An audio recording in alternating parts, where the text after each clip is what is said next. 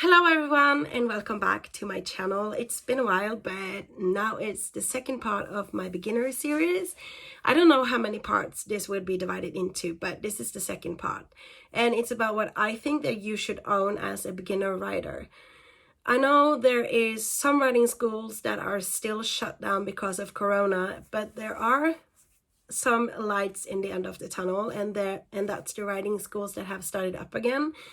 With a little bit of lessons and stuff like that after Corona, and they have to keep like a high level of hygiene and use like that where you have to use like your own stuff and you can't borrow things from the barn anymore because of Corona. And yeah, you all know we live in 2020. This is a sort of a strange year.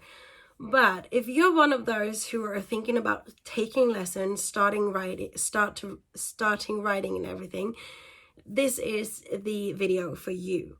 First of all, I don't think you should go out and buy this stuff before you start writing, because there are some people that think that, oh, writing seems so much fun, but then they start it and they try it out and it's not for them.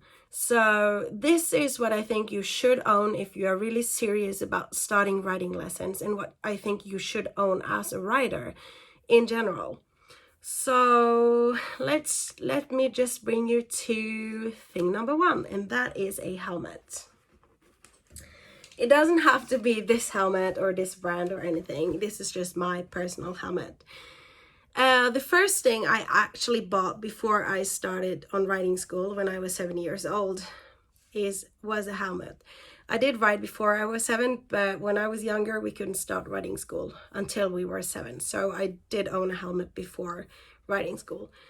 But a helmet, and please, parents, bring your kid to a tack shop and get the helmet for your kid that suits their head, that really fits. Don't order it online after measures. Just go to a tack shop if you have a tack shop near you and get a helmet that really fits on your kid's head, because it's so important.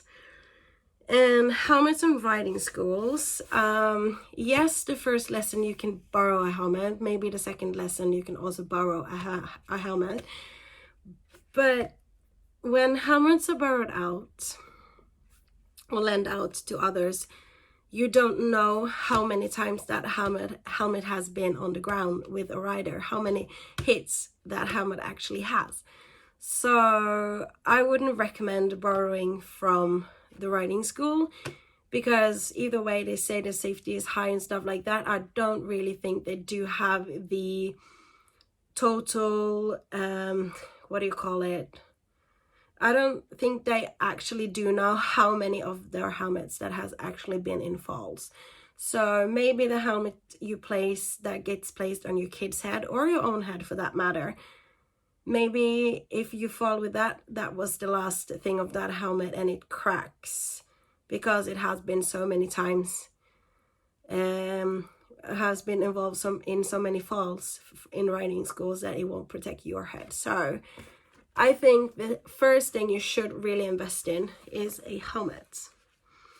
And if you get it at a tack shop, make sure you ask if it's approved for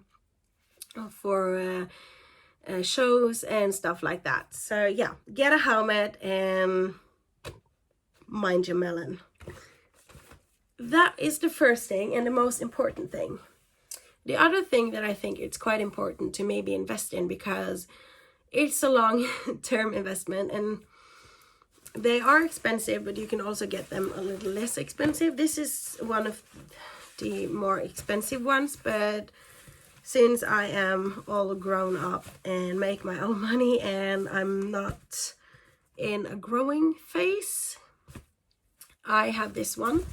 This is a body protector. This is most a back protector, but it also has protection for your sort of your whole upper body. But a body protector, very important. If your kid take a fall or you take a fall, it will protect your body from maybe break some bones. So a body protector I would invest in. There are cheap body protectors that do the same use as the as the more expensive body protectors. I think the only difference between them is actually the comfort on the body protector. I mean, some of them are really stiff, and this one is not stiff at all, but it does use.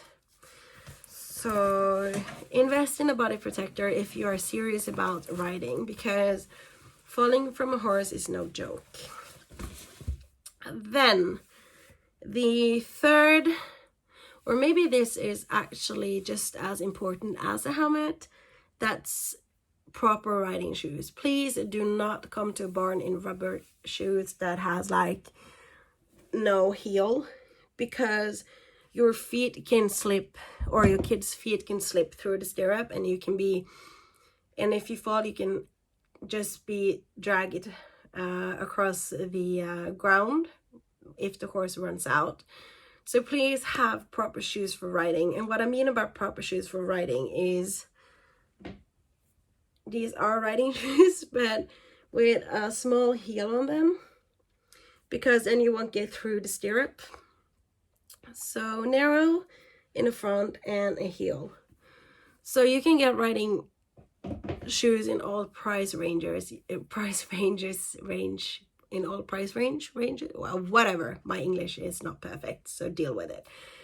You can get riding shoes in all price range, from very cheap to very expensive, and it doesn't have to be the most expensive to be the best, just so that is said.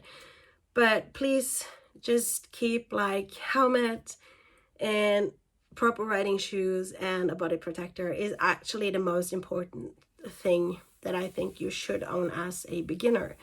And let everything else come after, like breeches and stuff like that. Let that come like more in, I don't know, like a second, like thing you can wish for from your grandparents and stuff for birthdays and Christmas and stuff like that, because you can always ride in training tights. Yes, they are a little bit more slippery, but hey, you get a hell of a balance. But I think also that the most important thing is to protect your head, protect your body, and actually don't get dragged by a horse. So helmet, body protector, and proper riding shoes are my best tips to a beginner rider to actually own. Because you can't trust every equipment that you can borrow at a riding school. Trust me, I do know that. So yeah, that was the video of that topic, beginner series, what you should own. I know there isn't like always so fun with talk videos, but I'm still waiting for my lone horse, and I do have a voiceover video that will come out soon, which is from a riding lesson, but I have to edit it. So yeah, but in the end here, I just want to show you 3 more things you can actually win in my giveaway. If you want to see the giveaway, please head over to the giveaway video, but that is just the halter that I'm showing you and what to do. But I thought that since I've reached over 760 subscribers, let's just take a moment. I appreciate you guys so much. So to get to 1,010 subscribers, I have this giveaway, and if you haven't heard about it, please head over, as I said, to the video. I will link it in the description. And that is, I will give away a black halter with rose gold details and a black lead rope with rose gold details. But I also have 3 other things to add to it. So I actually thought that instead of keeping it as a surprise, I really want to show you guys. So hang on 2 seconds. So one of the prizes you can win is actually so nice. It's a necklace of a horse, like sort of these paper, what do you call it, origami horses in rose gold, just to keep the theme going. So you can get that in rose gold. Oh, I have to put it back in the package. I have one of these myself. I just love it. It's so beautiful. So yeah, I didn't get it back in. Watch me just struggle. Yeah. So a necklace, and then we have the lovely Emily Cole, which has so many cool illustrations of horses. So for that I have this lined notebook with ponies on from Emily Cole. It's brand new. It is a lined notebook so you can keep track on your trainings. And also, to keep track on yourself, it is this amazing desk calendar where they have a to-do list, a next week, don't forget. You have all the weekdays down here, notes, dates, and sort of the week number you can write on it. And it's a big stack of calendar sheets. So this is what you get, as well as the halter.